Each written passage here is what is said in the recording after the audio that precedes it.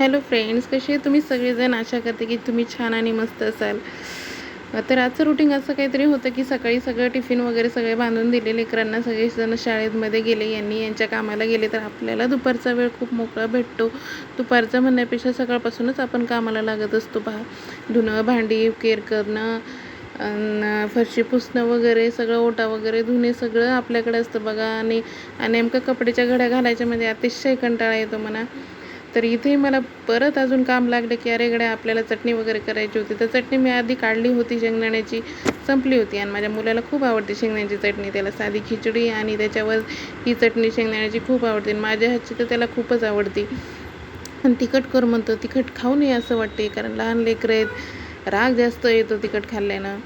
तर असं म्हणे ऐकतो तो आणि म्हणतो बरं आई नाही खात. आणि तोपर्यंत ही मुलगी आली, माझी दुसरी मुलगी आली, आणि तिला पण जेवायला वाढायचं होतं. तर तेच आता 12:30, शाळा 12 वाजता सुट्टी, 12:30ला येतात घरी लेकरं. मग मला हे नाही, मला ते पाहिजे. मग शेवटी तिला सकाळी पनीरची भाजी वेगळी करून दिली, दुसरी वेगळी करून दिली.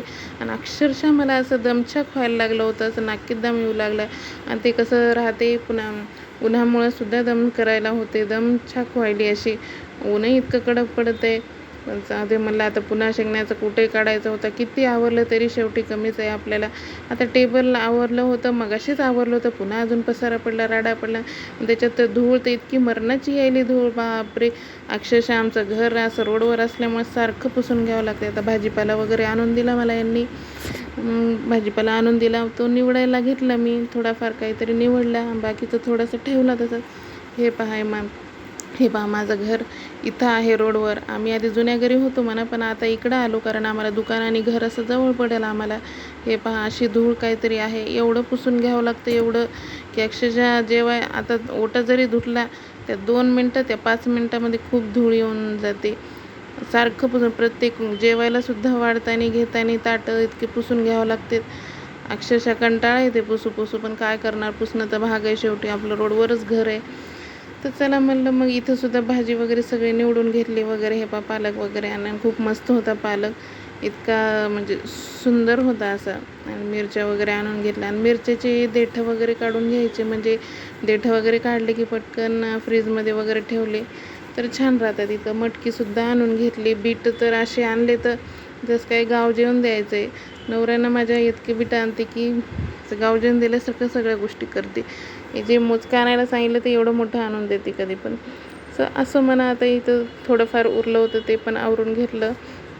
आणि असं काहीतरी माझं अद्रक बिद्रक वगैरे सगळं पुसून वगैरे, थोडासा किराणा वगैरे आणून घेतला. मटकी वगैरे, हरभऱ्याची डाळ वगैरे. पण मला पाहिजे होते चणे, तर ह्यांनी आणली हरभऱ्याची डाळ. मुगाच्या डाळीच्या ऐवजी मला काहीतरी फुटाणे पाहिजे होते, तर त्यांनी मला पॉलिशची डाळ पाहिजे होती, तर त्यांनी टप्परची डाळ आणून दिली, हिरवी डाळ.